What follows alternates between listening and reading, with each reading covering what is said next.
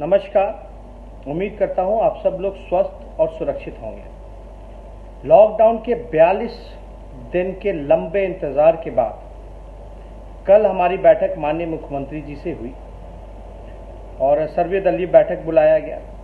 इसके लिए हम धन्यवाद देते हैं। और इस बैठक में हमने माननीय मुख्यमंत्री जी के सामने, बिहार सरकार के सामने कई सुझाव को रखने का काम किया। उनमें से जो सबसे महत्वपूर्ण सुझाव जो हैं, जो आप लोगों के बीच मैं साझा करना चाहता हूं, सबसे पहला कि बिहार में टेस्ट जो है वो ज़्यादा से ज़्यादा हो, बल्कि रैंडम टेस्ट होने चाहिए और आबादी के अनुपात में टेस्ट की संख्या होनी चाहिए। और स्क्रीनिंग से ज़्यादा जो फोकस जो हमारा होना चाहिए वो टेस्टिंग पे होना चाहिए। स्क्रीनिंग इसलिए क्योंकि आप लोग सब लोग को मैं बता दूं कि जो स्वस्थ दिखने में भी है उसको भी पॉजिटिव कोरोना जो केस जो है वो हो रहा है। इसलिए हमने सुझाव दिया कि स्क्रीनिंग का कोई फ़ायदा नहीं है, इसके लिए ज़्यादा से ज़्यादा टेस्ट हम लोगों को करना चाहिए। जो छोटा सा हरियाणा प्रदेश है उसकी संख्या टेस्टिंग में ज़्यादा है, लेकिन बिहार की कम है, तो इसलिए आबादी के अनुपात में ये संख्या जो है टेस्ट की वो होनी चाहिए। नंबर दूसरा, हमने बिहार सरकार से पूछा कि वेंटिलेटर्स की कितनी संख्या है, पीपीई किट्स की क्या संख्या है और केंद्र सरकार जो है आपको क्या सहयोग किया है, इसमें आप पूरा ब्यौरा आप जो है खुल करके बताइए। कितने पीपी किट्स मिले हैं, यानी डॉक्टर जो हैं कई वो उनको पीपी किट्स नहीं पहुंचे हैं, और वेंटिलेटर जो है बहुत ही ज़रूरी है इलाज के लिए। तो ये सारी जो हेल्थ इक्विपमेंट्स की जो चीज़ें हैं, सामग्रियां हैं, ये अब तक बिहार सरकार के पास वेंटिलेटर कितने हैं। उनको याद दिलाया कि विधानसभा में जब उन्होंने भाषण दिया था तो उन्होंने 100 जो है वेंटिलेटर्स की बात कही थी कि हमने हेल्थ डिपार्टमेंट को कह दिया है।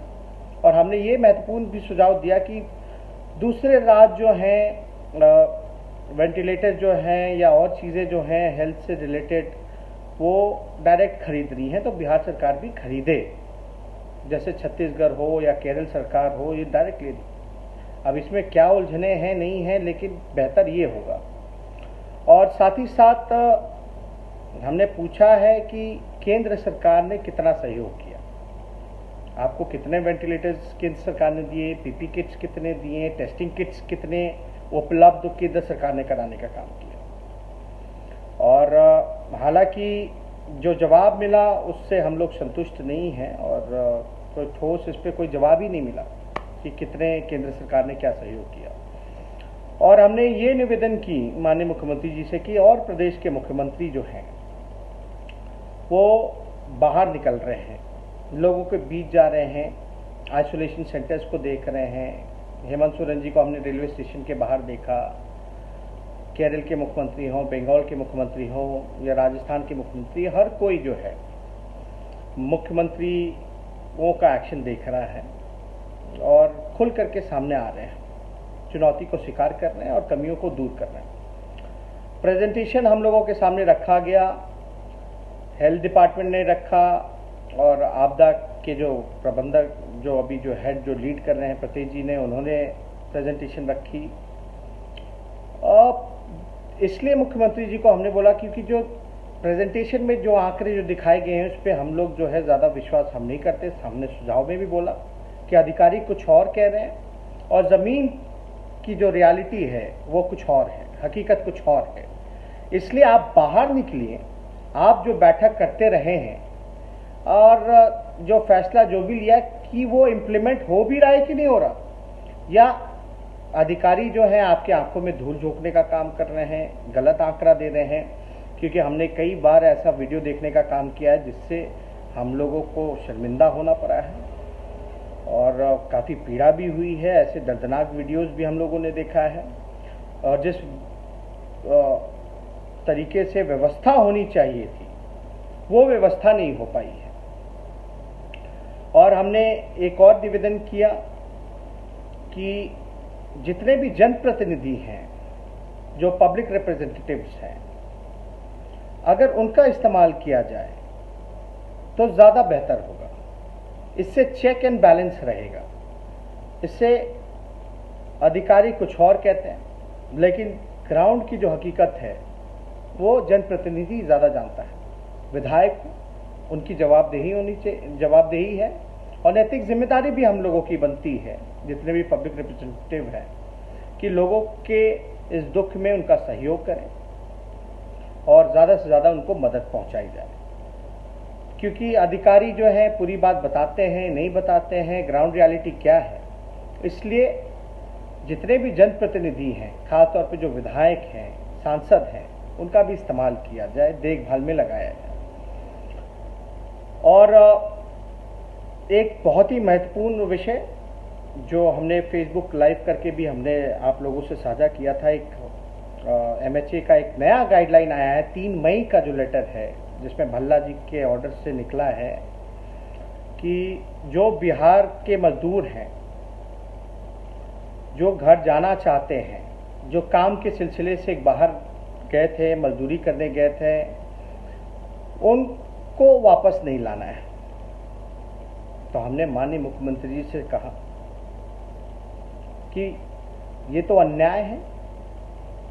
जो बिहार के लोग, बिहार के मजदूर जो घर आना चाहते हैं, ये एक ऐसा गाइडलाइन है, इसमें जो है तुरंत किसी भी प्रकार से इस गाइडलाइन को जो है बदलवाया जाए। और आपकी तो बात सुशील मोदी जी कहते हैं कि भाई आपकी बात केंद्र मानता है, क्योंकि हमने देखा था कि पहले भी सुशील मोदी जी ने कहा था कि जब गाइडलाइन की जब नियमों का हवाला दिया जा रहा था तो गाइडलाइन के बारे में बताया गया कि मुख्यमंत्री जी के कहने के बाद, सुझाव देने के बाद केंद्र ने माना है।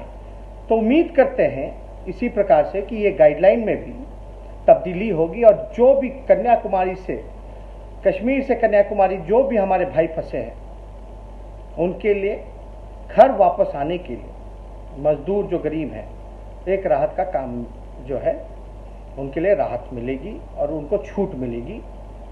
तो इसलिए हमने ये गाइडलाइन का भी हवाला दिया।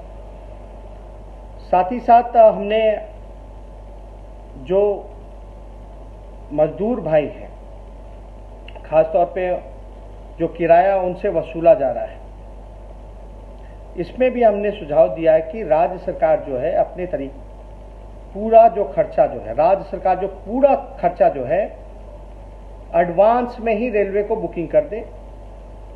और लगभग 12,000 ट्रेनें रेलवे के पास हैं पूरे भारत में। ज़्यादा से ज़्यादा ट्रेन एडवांस में बुकिंग करके उनको लाने का काम किया जाए। और रेलवे का गाइडलाइन भी हमने उनको दिखाया, लेकिन उस पर भी कोई जवाब नहीं मिला। कन्फ्यूजन जो है वो साफ तौर पे हर जगह दिख रहा था। तो हमने साफ तौर पे बोला है, अगर आप सक्षम नहीं हो तो हमारी पार्टी जो है तन मन धन से जो बल पड़ेगा हम लोगों से, जो हो पाएगा हम लोग करेंगे। पहले भी हमने 2000 बसेस की बात की थी या 50 ट्रेनें जो हैं वो देने की बात की थी। तो हम लोगों का सहयोग भी आप ले सकते हैं। अगर कोई कमी या बिहार सरकार इसमें सक्षम नहीं है तो वो करे, सहयोग ले, विपक्ष तैयार है। ये मजदूर भाइयों के लिए और लगभग 12,000 जो है रेलवे स्टेशन, 12,000 ट्रेन जो है वो है पूरे भारत में। तो इसका ज़्यादा से ज़्यादा एक का दो का ट्रेन से कुछ होने वाला है नहीं। और प्रकाश पर्व में अगर हम लोग पटना में प्रकाश पर्व में अगर केवल पटना में हम लोग अगर 2.5 लाख लोगों का मेहमान नवाजी, जितने श्रद्धालु आए थे, उनके लिए अलग से टेंट हाउस, खाने पीने की सुविधाएं, ट्रांसपोर्ट की सुविधाएं अगर हम लोग कर सकते हैं तो हमारे बिहार के जो गरीब मजदूर जो तकलीफ में है उनको ला करके कोई व्यवस्था हम यहाँ नहीं कर सकते हैं। तो हमने सुझाव दिया है, अगर जो प्रकाश पर्व में अगर श्रद्धालुओं के लिए हमने सिर्फ पटना जिले में अगर हमने व्यवस्था कराई 2.5 लाख लोगों का रहने का, खाने का, पीने का, शौचालय का, ट्रांसपोर्टेशन का, तो क्या हम अपने बिहार के ही लोगों पर बिहार का पैसा खर्च नहीं कर सकते? तो हमने ये सुझाव दिया। और बिहार तो सौभाग्यशाली है कि यहाँ कई रेलवे स्टेशन हैं। हमने उनको ये भी सुझाव हम देते कि ज़्यादा से ज़्यादा ट्रेनें बुकिंग करके हज़ारों की संख्या में आप लाइए उन मजदूरों को, और बेशक आप क्वारंटाइन कीजिए, उसके लिए आइसोलेशन सेंटर्स बेहतर बनाइए, अच्छे से बनाइए, कोई सुविधा की कमी ना होने दी जाए, खाने पीने शौचालय से लेकर ट्रांसपोर्टेशन का। और इतनी हमारे पास रेलवे स्टेशनें हैं। आप पटना एक जिले में मान लीजिए, अगर हमारी संख्या मजदूरों की वहाँ 27 लाख है, अगर 40 लाख भी है बाहर जो फंसे हैं, अगर हम में इच्छा शक्ति, अगर हम 40 लाख लोगों को लाएं, तो हमने ये भी उपाय बताया कि अलग अलग जिला में हम लोग ला सकते हैं। 1-1 लाख भी अगर एक जिले में रहेंगे तो आप समझ सकते 40 लाख तो ऐसे ही हो जाएंगे। क्या एक जिले का प्रशासन 1 लाख लोगों को खाना नहीं खिला सकता, रखने की व्यवस्था नहीं कर सकता, ट्रांसपोर्टेशन की व्यवस्था नहीं कर सकता? तो ये काम जो है, ये सुझाव हमने उनको दिया है कि अगर पटना में इतनी बड़ी खर्च हम लोग कर सकते हैं श्रद्धालुओं का रहने का, खाने का, पीने का, तो बिहार के लोगों पे अगर हर जिला में अगर हर स्टेशन अगर ट्रेन लगा दी जाए और उनको जो है जिला में हम लोग व्यवस्थित ढंग से रख दे, तो मात्र 1 लाख खाता है। तो ये हमने सुझाव दिया। और जो राशन वितरण में जो बड़े पैमाने पर धांधली हो रही है, इसकी पारदर्शिता हो, इसके लिए कोई वैकल्पिक व्यवस्था हो, ये भी हमने जो है सुझाव दिया है कि इसमें जो है पूरी तरीके से पारदर्शिता बरती जाए और ज़रूरतमंदों को जो है राशन मिले। जो धांधली हो रही है और जो लोग जिम्मेदार हैं इसके लिए, उस पर भी कार्रवाई हो। और साथ ही साथ एक बहुत ही महत्वपूर्ण, कोरोना के बाद जो आर्थिक स्थिति जो हमारे बिहार की होगी, जीडीपी, इकोनॉमी, उसके लिए एक बैकअप प्लान भी, साथ ही साथ लॉन्ग टर्म प्लान भी हम लोग बनाएं, ताकि कोरोना के बाद जो है हम लोगों को जो मार जो पड़ेगा, इकोनॉमी की जो मार पड़ेगी और जो व्यवस्था जो बिखर सा गया है, उसको सुधारने के लिए भी एक विचार किया जाए साथ ही साथ, ताकि हम उससे कैसे निपटेंगे। तो ये और भी सुझाव हम लोगों ने दिया थे, लेकिन ये कुछ जो सुझाव हैं आप लोगों के सामने हमने रखा है। बहुत बहुत धन्यवाद।